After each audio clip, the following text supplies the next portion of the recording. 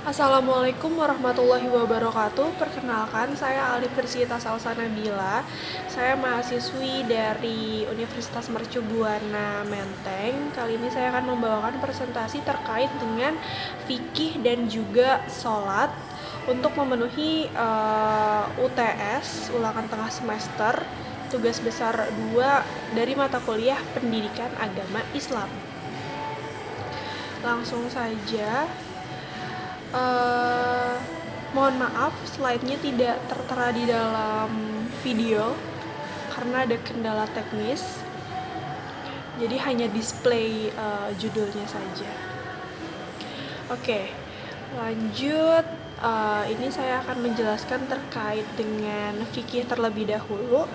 Yang pertama yaitu fikih. Secara etimologi, fikih berasal dari kata faqahu yufaqihu fiqhon yang berarti pemahaman.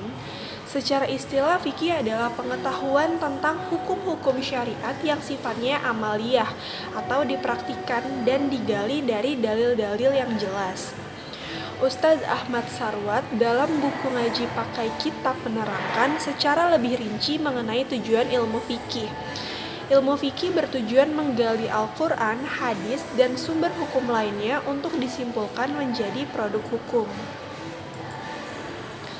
Ilmu fikih merujuk pada sumber-sumber berikut, yaitu yang pertama ada Al-Quran. Al-Quran adalah sumber utama bagi hukum-hukum fikih Islam. Jika menjumpai suatu permasalahan, seseorang harus kembali kepada kitab Allah guna mencari hukumnya. Lalu yang kedua ada as-sunnah. As-sunnah atau hadis menurut Al-Ghawri dalam Mu'jam al-Mustalahat al-Haditsah adalah segala sesuatu yang disandarkan kepada Nabi Shallallahu Alaihi Wasallam dari perkataan, perbuatan, takrir, keputusan, atau sifat. Contoh hadis yaitu mencela sesama muslim adalah kefasikan dan membunuhnya adalah kekufuran. Lalu yang ketiga adalah ijma. Ijma dapat dipahami sebagai sebuah kesepakatan ulama mengenai suatu perkara bila tidak terdapat penjelasan yang spesifik dalam Al-Quran dan juga hadis. Ijma ini tidak boleh bertentangan dengan Quran dan juga sunnah. Lalu yang keempat ada qiyas, adalah salah satu metode untuk menentukan hukum sesuatu yang baru dan belum dikenal sebelumnya, dengan cara mencari padanannya dengan hal yang sebelumnya diketahui dan sudah diatur dalam Al-Quran dan hadis. Pembagian hukum fikih terdiri dari yang pertama, hukum yang berkaitan dengan ibadah madlah atau khusus, yaitu hukum yang mengatur ibadah manusia dengan Allah Subhanahu wa Ta'ala seperti puasa dan juga zakat.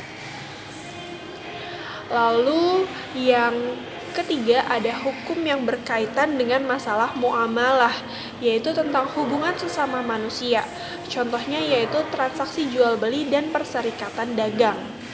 Hukum yang berkaitan, lalu yang ketiga ada hukum yang berkaitan dengan masalah keluarga.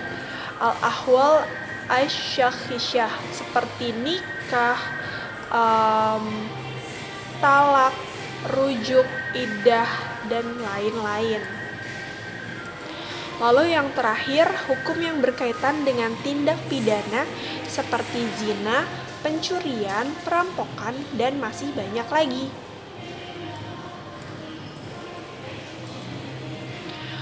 Lalu saya akan menjelaskan terkait dengan materi sholat. Sholat mengandung unsur spiritual dan aktivitas fisik yang memberikan dampak relaksasi jiwa dan raga dari segala ketegangan dan menciptakan suatu perasaan damai dan juga puas. Sholat merupakan salah satu sarana yang paling utama dalam hubungan antara manusia dengan Allah. Sholat juga merupakan sarana komunikasi bagi jiwa manusia dengan Allah. Sholat juga mempunyai kedudukan yang sangat penting dan mendasar dalam Islam, yang tidak bisa disejajarkan dengan ibadah-ibadah yang lain. Allah Subhanahu wa Ta'ala memerintahkan umatnya untuk menjalankan sholat, khususnya sholat wajib 5 waktu. Hal tersebut termuat dalam beberapa surat di Al-Quran, berikut diantaranya. Allah Subhanahu wa Ta'ala dalam surat Al-Baqarah ayat 45 berfirman, artinya, dan mohonlah pertolongan kepada Allah dengan sabar dan sholat. Dan sholat itu sungguh berat kecuali bagi orang-orang yang khusyuk. Ada beberapa persyaratan yang harus dipenuhi agar sholat menjadi sah. Yang pertama, beragama Islam. Lalu yang kedua, memiliki akal yang sehat. Yang ketiga, sudah dewasa atau baligh. Dan yang keempat, bersih dan suci dari najis, haid, nifas, dan hal lain yang menjadi penghalang sholat.